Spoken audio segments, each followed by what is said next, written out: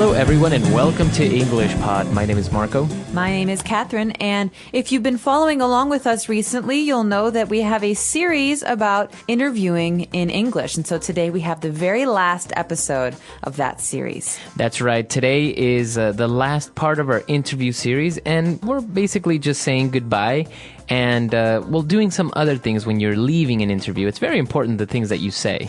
That's right, because this is the last thing that you're going to do in the interview, so it's what your interviewer will remember. So let's take a listen to today's dialogue, and we'll be back in a moment.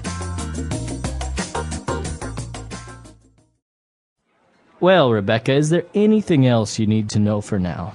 I don't think so, Mr. Parsons. I think you have covered all the main points for me. Okay, well, listen. Here's my business card with my mobile number. If any other questions spring to mind, don't hesitate to contact me. Of course, you can also call Miss Childs, too. Great. When can I expect to hear from you? Well, we are finishing the short list interviews tomorrow, so we will certainly have a decision made by early next week. Miss Childs will call you to discuss more on Monday or Tuesday. How does that sound? That sounds perfect. Thank you very much for taking the time to speak to me, Mr. Parsons. The pleasure is all mine, Rebecca. I hope to hear from you very soon. Absolutely. Thanks for coming, Rebecca. Goodbye. All right, great. So really good things from Rebecca. She said some very interesting things, key things there. So why don't we take a look at those on Language Takeaway. Language Takeaway. At the beginning of the end of the interview, Rebecca says, listen, I think you have covered all the main points for me. So this is after Mr. Parsons asks her if she has questions. And this word, covered, is very important. That's right. So if we talk about cover, to cover the main points or to cover a topic, it means to discuss it thoroughly or to have it finished. Right. So if I still have questions, we have not covered everything. Mm-hmm. But if I did ask all of the questions that I have, then we've covered everything. So the verb here is to cover. That's right. Okay, and Mr. Parsons says, well, you know what? Here's my business card with my mobile number. So this word business card, key element of any interview or any business situation. As you say, a key part of any business interaction. So a business card is a very small card, usually thick. And it has a person's name, job, phone number, and sometimes email address now on the card. So the information can change, but it's a contact card, basically, for one person. That's right. So this is very important to have around, especially in situations like this. Mm-hmm. Okay, and moving on, he also told her that if she has any other questions, to not hesitate and to contact him. This is a very common phrase. Don't hesitate to contact me, or don't hesitate to ask. That's right. So to hesitate means to be nervous about something or to maybe not do it because you're uncomfortable. So, Marco, I want to ask you something, but I'm not sure if I want to ask you. Maybe you'll be angry or... So I'm hesitating. Right. Okay? The verb here is to hesitate. You have doubts. I have doubts. And so he says, don't hesitate to contact me. That means any questions, any issues, please call me. Okay, very good. And Mr. Parsons said that they are finishing the short list of interviews tomorrow. So what does it mean, a short list? Well, a short list is something we talk about during the interview process because the interviewer, so in this case, Mr. Parsons, will have a long list of people who want the job. And maybe after the first interview, he will cut the list down to a very small number of people, 10 or 15. And that is called the short list. So those are the people who did well on the first interview, but who maybe should come back for a second or third interview. That's right. Okay. Very good. So a lot of great things there. Why don't we take a break? Let's go back and listen to the dialogue. Let's see what Mr. Parsons and Rebecca said. And we'll be back with some really good phrases that you can close off an interview with.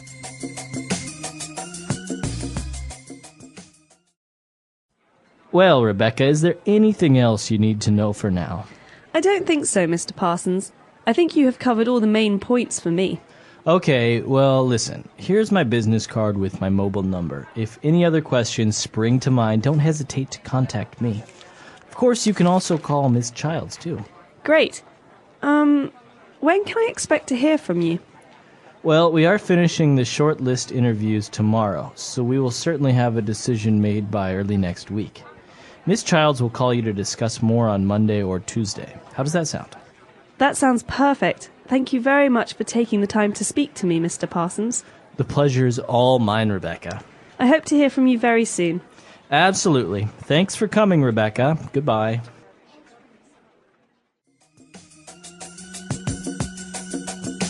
All right, we're back. So now let's take a look at those phrases we mentioned on Fluency Builder. Fluency Builder. So let's go back to the beginning where Mr. Parsons is talking about questions that Rebecca might have. And so Mr. Parsons says, if any other questions spring to mind, don't hesitate to contact me. So this phrase, spring to mind, is very interesting. What does this mean? Well, basically, if something springs to your mind or springs to mind, it means that it comes very suddenly and quickly into your mind. It just pops into your head. Wow, so to spring, or springs in this case, is like jumping. Mm-hmm. So something hits your mind very quickly. It comes into your mind very quickly. So, I don't really have any ideas, Marco, for that party next week, but, if anything springs to mind, you should let me know. Okay. So if you have any sudden ideas or anything you suddenly remember, that's what it means to spring to mind. Mm-hmm. Okay, so taking a look at these expressions that Rebecca used when she's leaving. For example, you know that you finished the interview, and a typical question that you want to make is, when can I expect to hear from you? This is a great question at the end of an interview because it's basically a way of saying, listen, I'm interested in this job. Mm-hmm. When will you call me about it? Mm-hmm. And so the phrase, when can I expect to hear from you, means, when will you tell me your decision? That's right. But it's a lot more polite and formal and better than saying, when are you going to call me? Yeah, you would never say that in an... Well, you wouldn't want to say that in an interview because it makes you sound desperate, like you really need the job. Mm-hmm. In this case, when can I expect to hear from you? It's like, I hope that you'll get in touch with me. That's right. Okay. And well, he explained that they're shortlisting everything and that they will be in touch with her very soon. And she said, wow, that sounds perfect. Thank you very much for taking the time to speak to me. Okay, so this phrase, thank you very much for taking the time to speak to me, is very long. Mm-hmm. But you know what thank you very much means. The key here is for taking the time to do something. Now, what does this mean? What's another way we can use this? It's basically saying thank you so much for giving me an opportunity to talk to you. I know you're very busy and I know you don't have a lot of time. So thank you very much for taking the time to speak to me. Right, so you could even use this with a teacher at school. You have a question, your teacher is busy, but your teacher makes some time to meet with you. You say, hey, listen, professor, or listen, teacher. Thank you so much for taking the time to speak to me. Mm-hmm. You're just demonstrating that you appreciate the effort and the time. And you're being very polite. That's right. Okay. And now the last phrase. When Rebecca is leaving the room, they're shaking hands maybe, and Rebecca says, I hope to hear from you very soon. You can say, I hope to hear from you soon. But in this case, she's saying, listen, I really want this job. She doesn't want to say, call me tomorrow. She says, I hope to hear from you soon. I hope that this works out, that I get the job. Right. So she's basically demonstrating a lot of interest, saying, well, I really like the job and I really would like for you to call me and give me good news. So I hope to hear from you soon. Exactly. So let's listen to today's dialogue one more time, and we'll be back in a moment to talk a little bit more about how to end an interview.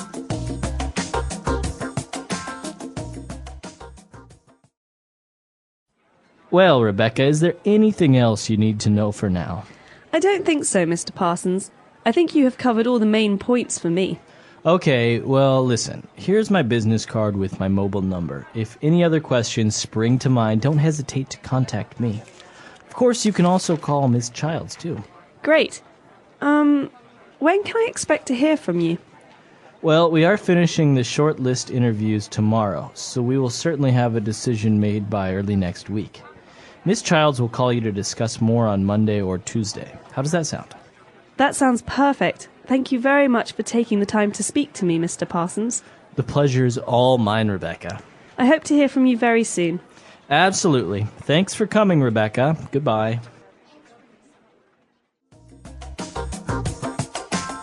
So this is a great way of ending an interview. Rebecca did a really good job. And I think there are a couple of suggestions or tips that you would like to give our users. Yeah, well, one of them is don't, at the end of the interview, ask the person if you have the job. They'll say, we will be in touch, or thank you so much for coming in. But if they don't say, we would really like to have you join this company, then you probably shouldn't ask. You should say, when can I expect to hear from you? That's more polite.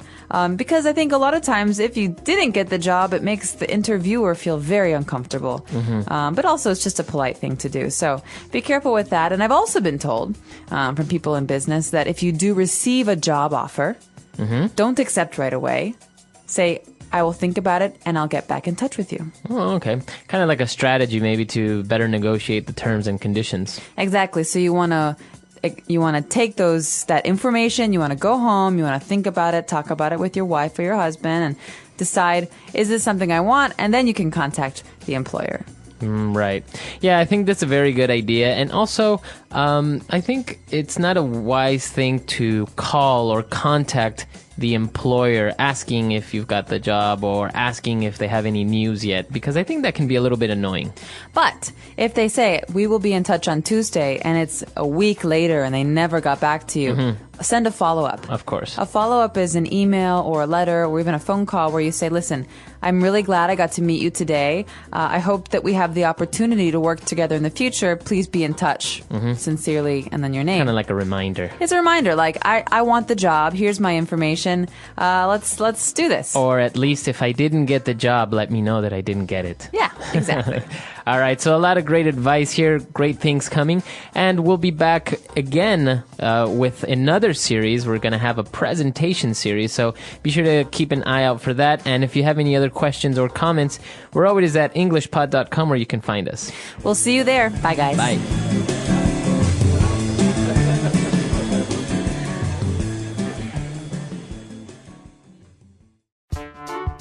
The English Pod Audio Review.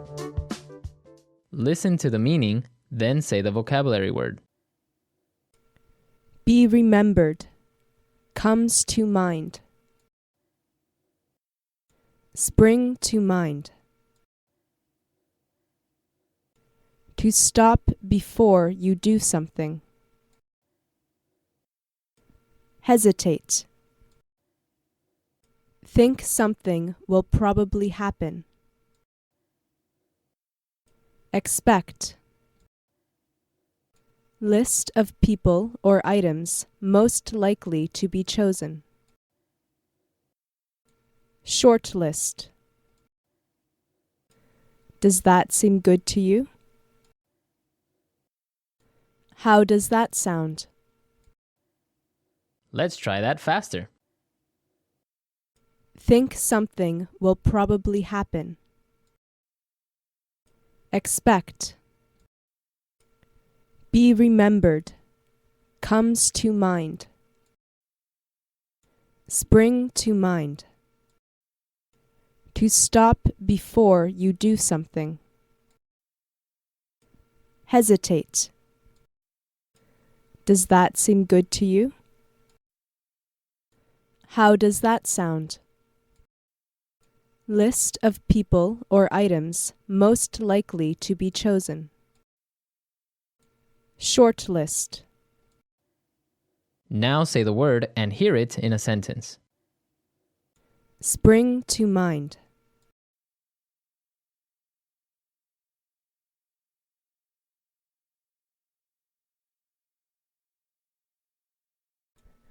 I'd love to help you with an idea for the ad campaign, but nothing springs to mind. Spring to mind.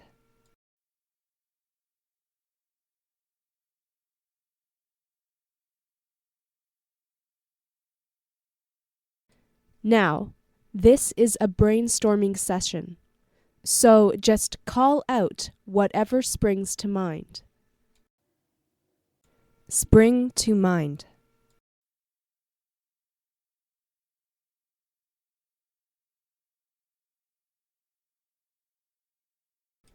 If any further comments or suggestions spring to mind, please do give me a call. Hesitate.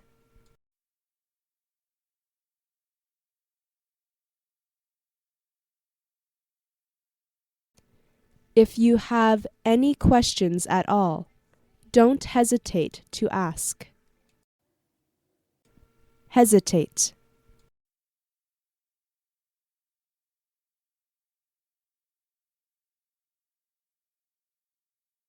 Please don't hesitate to get in touch with me if I can be of any assistance. Hesitate.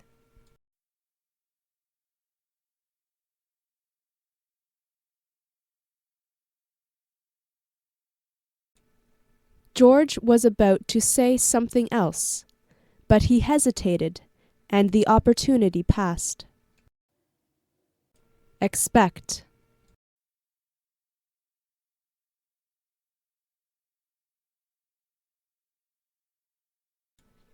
It was lovely to meet you, Sarah. When can we expect to see you again? Expect.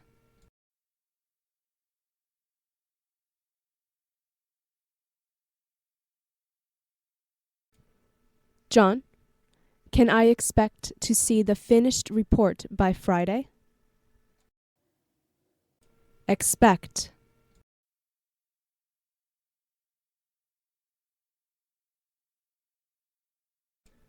When can we expect to hear your decision, Miss Walsh? Shortlist.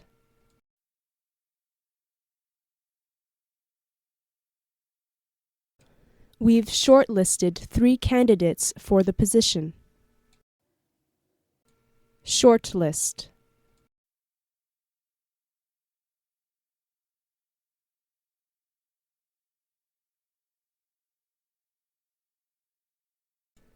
Well, I made the shortlist, but I still have to add 2 more interviews if I want the job. Shortlist.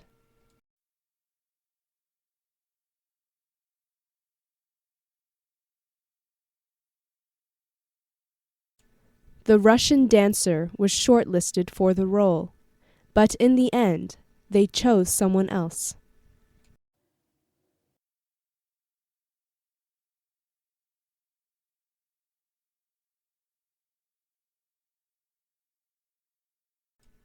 Johnny, if you're very good this morning, I'll take you out for ice cream. How does that sound?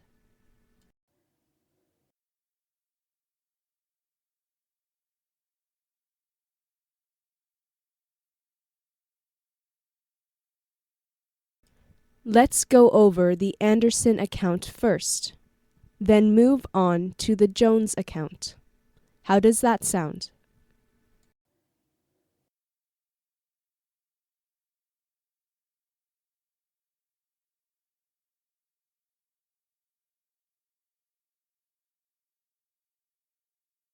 I suggest we start our trip in Beijing, then travel to Tianjin, and from there to Qingdao.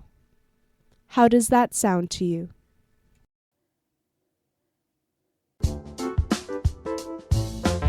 Let's see how well you remember today's words. If something springs to mind after an interview, does that mean it slowly develops or suddenly pops into your head?